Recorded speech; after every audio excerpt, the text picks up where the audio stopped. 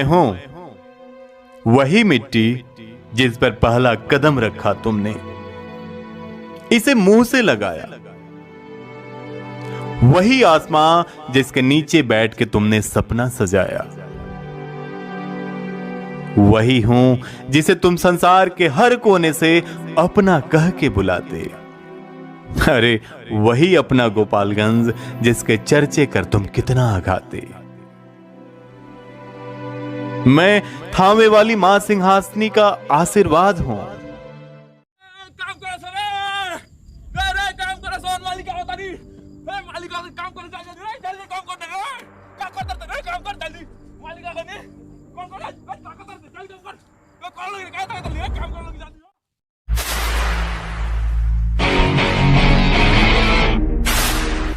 चलो भाई काम होगा बढ़िया भाई।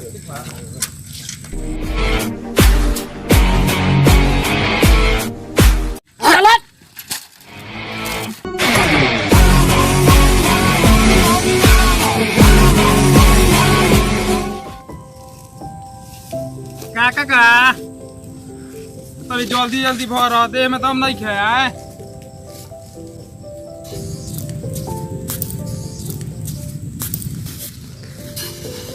काका तरह से बुझाता जे काम ना हो दो ना है ना हम ही करी। छोड़ दो है ना दो तरह से नहीं बैठ तू बैठ है ये बैठ ना बैठ हम कह देते हैं काहे टेंशन हम कह देते हैं बैठ तू ही बोरवा धर हम भर देते हैं।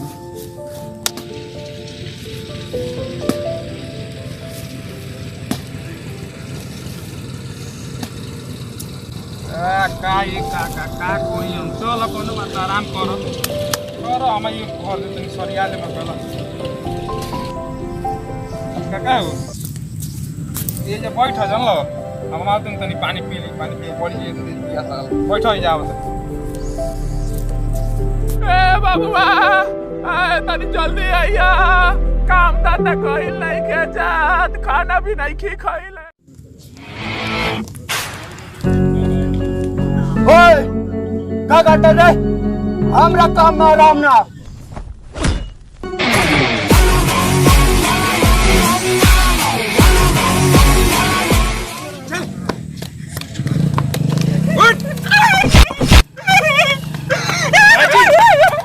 साला इन लोगों खिलाफ साजिश रच लेबा एकरा का बहुत तगड़ा सजा दी।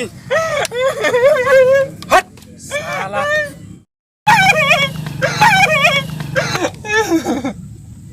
हम कुछ नहीं करे सरकार। ते हमरा से दुश्मनी मोल ले बेरी पारमा का चकमा दे के पैदा भइल बनी हम यमराज के लिस्ट में हमारा काम नहीं है। दूर का औकात बरे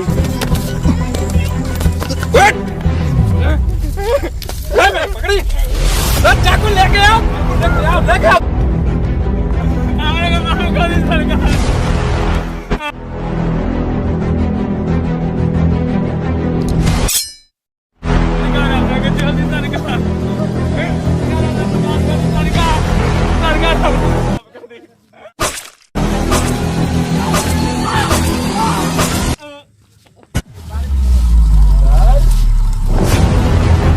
ले जाकर अपना लो सौंपना के।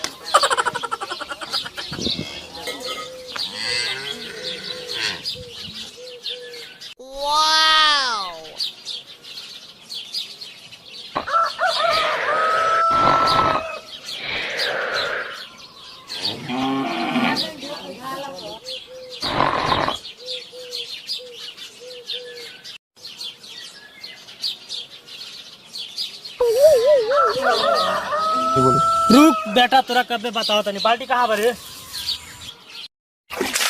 अरे बाप रे बाबूजी हो घनघोर बारिश आ गई के घर में बढ़िया हो।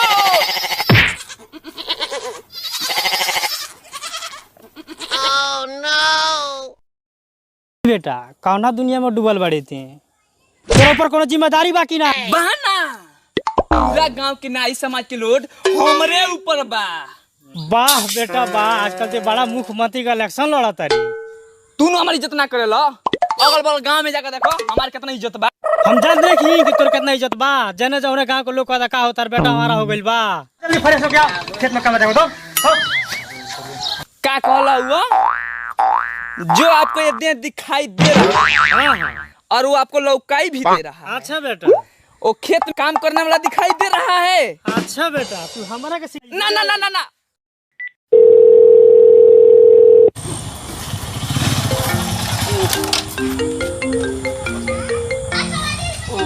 कर फोन आवता है बरा। राधिका क्या बात है यार, आज क्या बात है, कहाँ से सूरज उगला है राधिका फोन कर दिली। ओह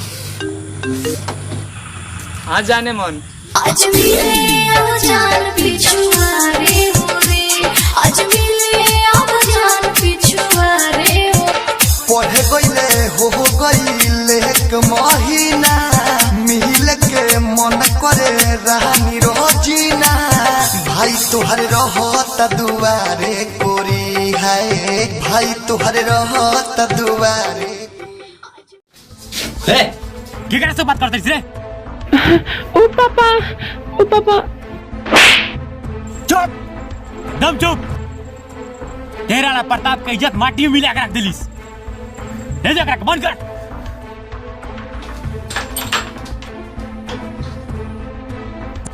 ससुर जी गोड़ लागी। ते कौन है ये? जाने कितना जल्दी बता सुन, यूपी बिहार का किसान, राधिका खातिर जान, नाम है राजा चौहान। चुप साले, तुझा शरीर इतना इतना फारम कि पता न चली कि कौन हिस्सा कहने किया। अरे ससुर जी इतना गुस्सा कर ठीक नहीं खे, मोबाइल फोड़ देनी तरीके।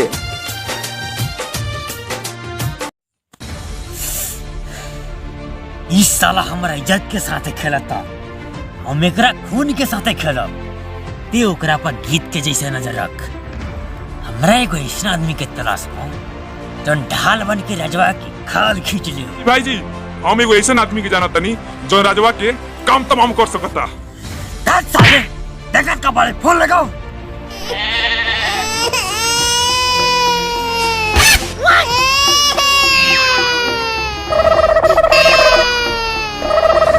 चुप साले, का फोन दे। जी भाई जी।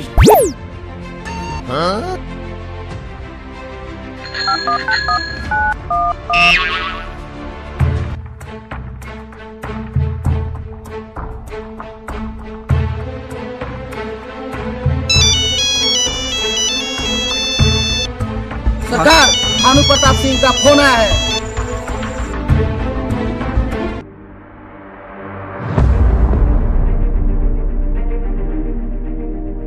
ठीक बा, काम हो जाएगा। चल ठीक बा भाई जी, राउर काम हो जाई।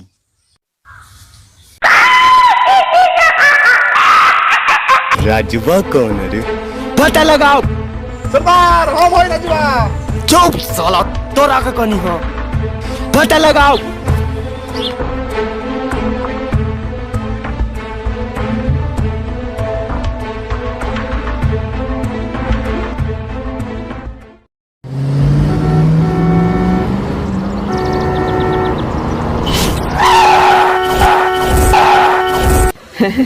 दशहरा के मेला हकारे किसान कहीं तुराइल बड़ा सन। कौन हरे पाड़ा खान चिल्लाता?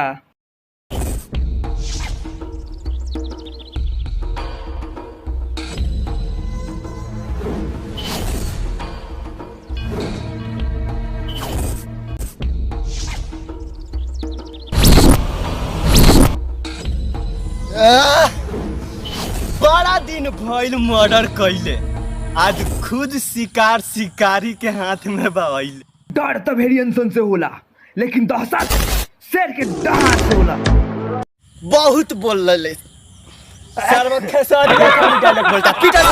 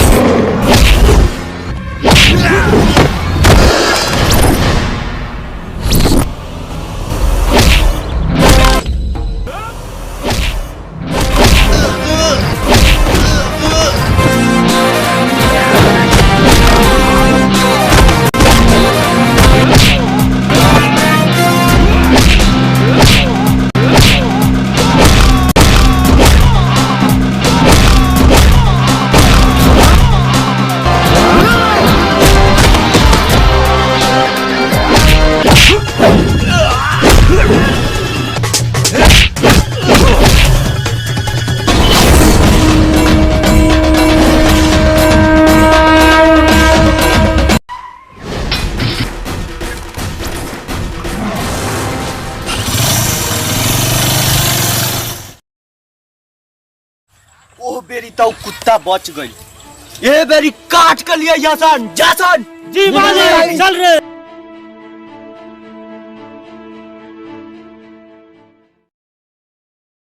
सूट सलवार रजाऊ साड़ी चिभेला कंवरिया में लेल में कसी मजा दी गरमिया में।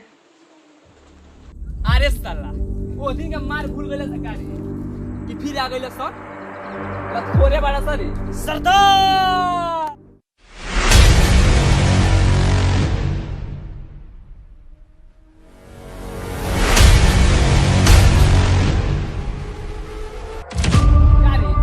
फिर आ गए। सही लोग कहेला लात के आदमी बात से ना मानेला। लात तो बात बाद में बोती है पूरा सा सारा कर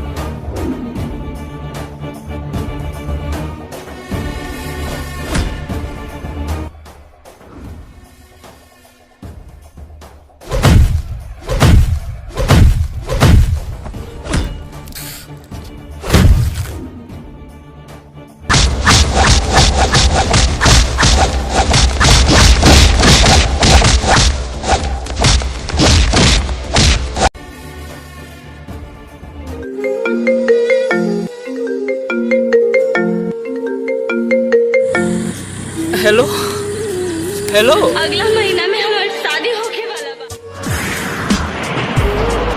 हमके पता चलल आज बा जेके चाहनी उहे धोखा बाज बा। हमके पता चलल आज बा जेके चाहनी उहे धोखा बाज बा।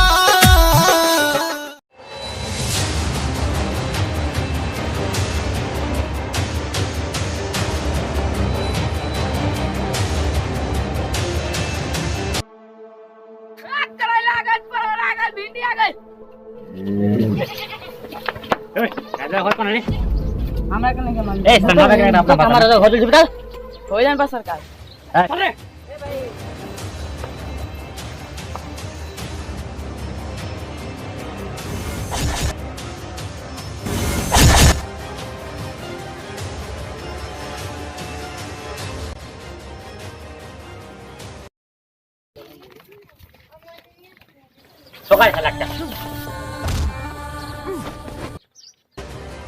बोल दे तोर बेटा अपन औकात भुला गइल बा। तो हनी के नाली में रहे वाली कीड़ा मकोड़ा अपना नाली में से निकल के महल में जाए के सपना देखत रही। नालायक समझत नहीं है, लेकिन आज हमरा एहसास होता है कि हमार बेटा नालायक ना वो लायक बन गइल बा कि तोरा जैसन घमंडी आदमी के घमंड माटी में मिला देले बा। जैसन बेटा साला वैसने बा, एकरा काली से ना जाई। ले चल एकरा के ऐसन मौत दे एकरा अकल के साथ साथ एकर रूह भी कांप जाए।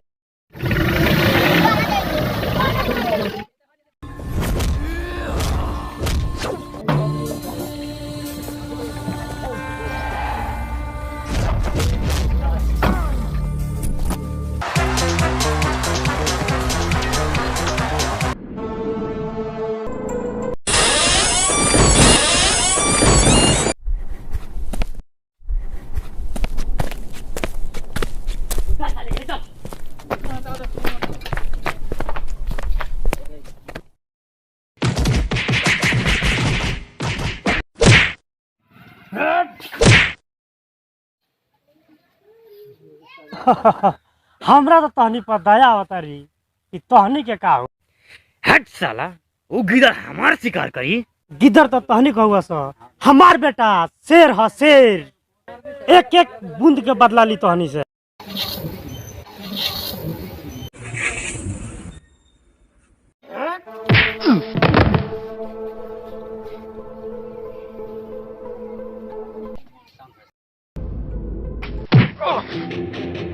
तोरा मौत के तमाशा पूरे गोपालगंज के लोग देखी, ओकरा ही पता चली कि भानु प्रताप के बेटी के साथ प्यार कैला का अंजाम का होला।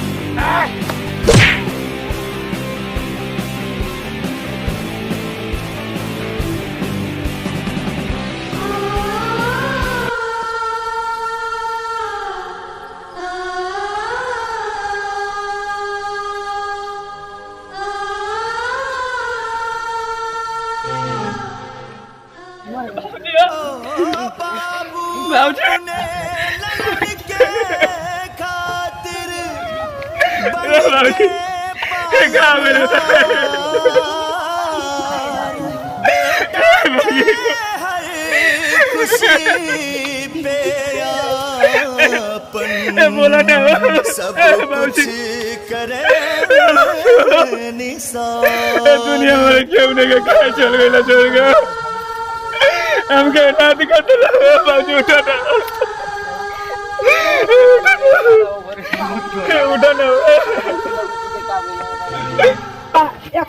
बोला ना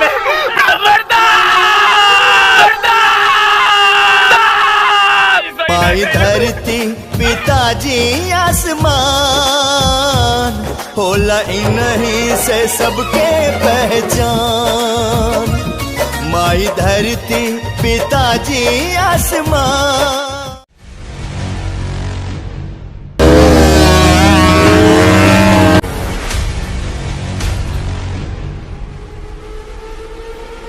ओ हीरो की एंट्री, आई लाइक इट। देखत का बड़ा सन मार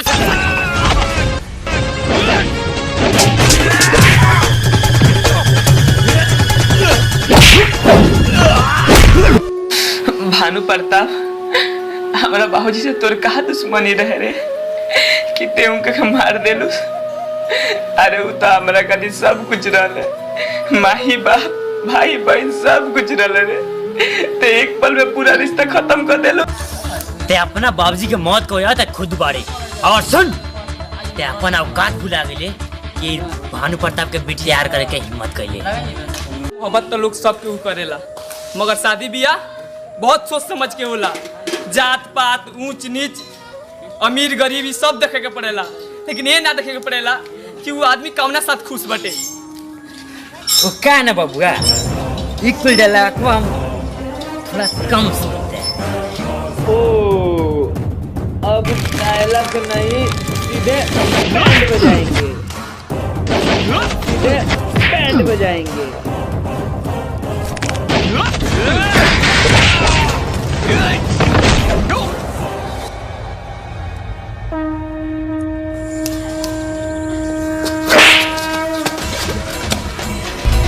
कहाँ रे?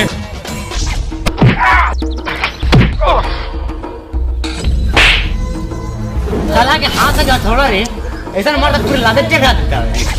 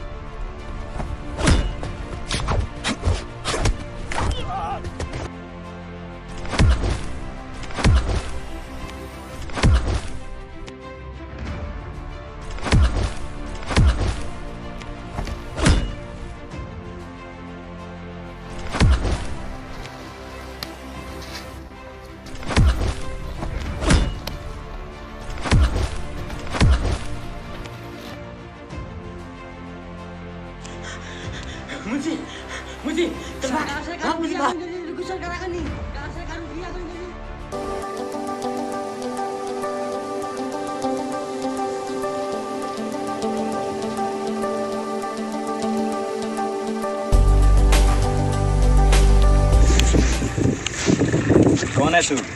हमें नथु जी से मिल 2 मिनट वेट कीजिए, मैं साहब से मिल के आता हूँ।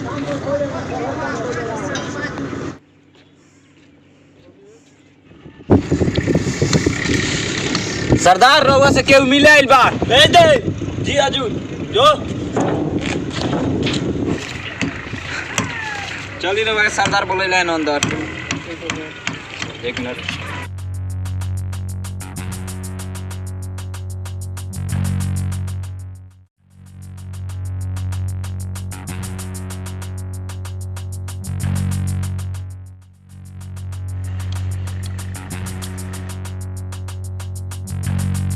अरे मेरे दोस्त। हाँ मेरे दोस्त, आजा मेरे भाई आजा।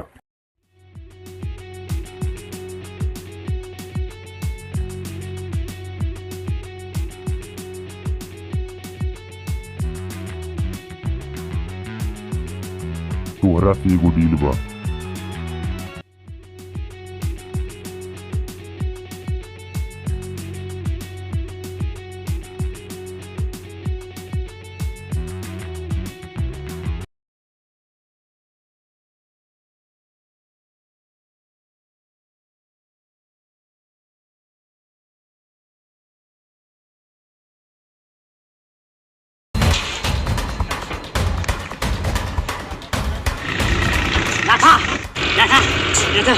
हमरा के मार दी, बचा ले हमरा के। वो कर इतना हिम्मत, हमरा आदमी का मारी। चला चल रे।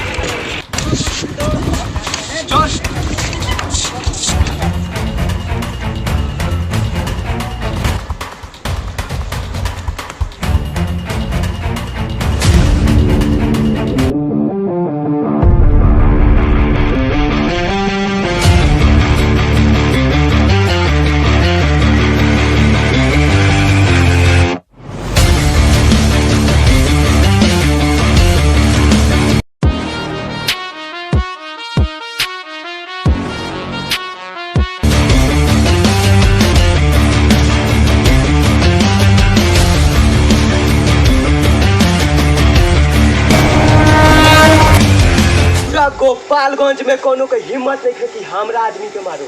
आ तोर इतना हिम्मत कि हमरा आदमी के मार दे। मारा ससाला के।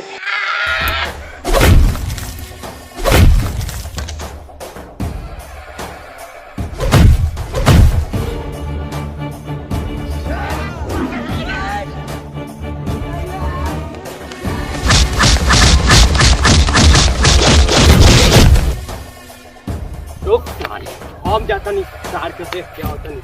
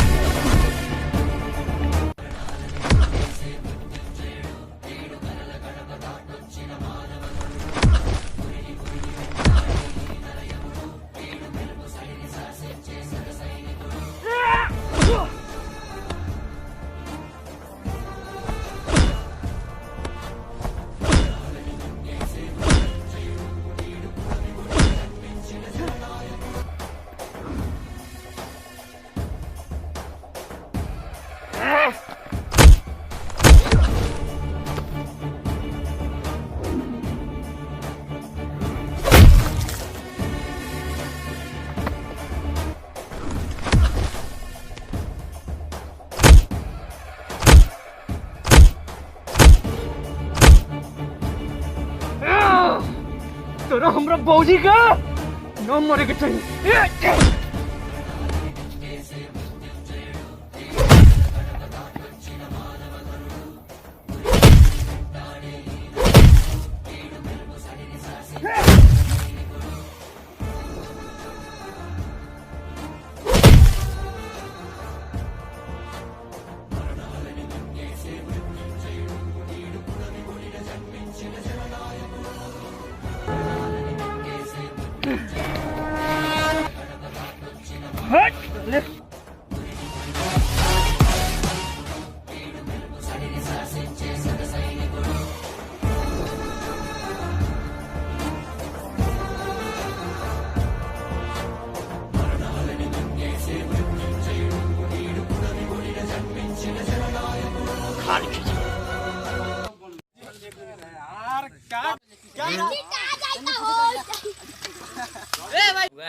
कि हम भी डायलॉग का तनी कम सुनते हैं। Roll camera action. रुक पड़ना रुक। कर लिया यासन जासन जी मालिक चल रे चल।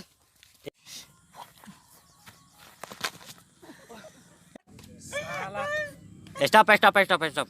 साला के ओए हां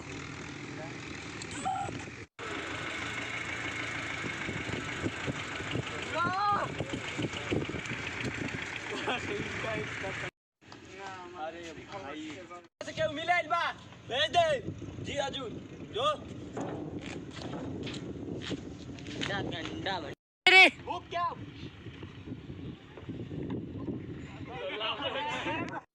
अब डायलॉग ना होई कोनो चलो बैक बैक किसका लासी आगे मारे वाले को भेजिए मारे वाला कति चलो 1 2 3 ना ना एक ही मार 1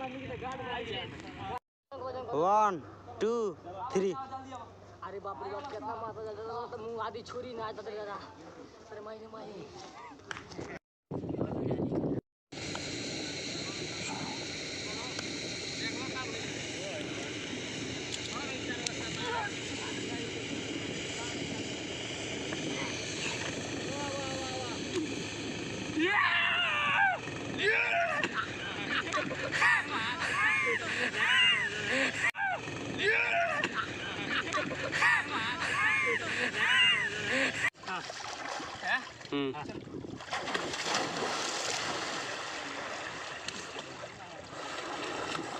पानी में डुबो जरा 1 मिनट ले 1 मिनट पानी में डुबो ले।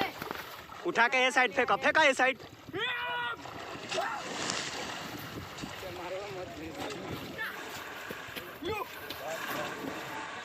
करे तरह शूटिंग एथी में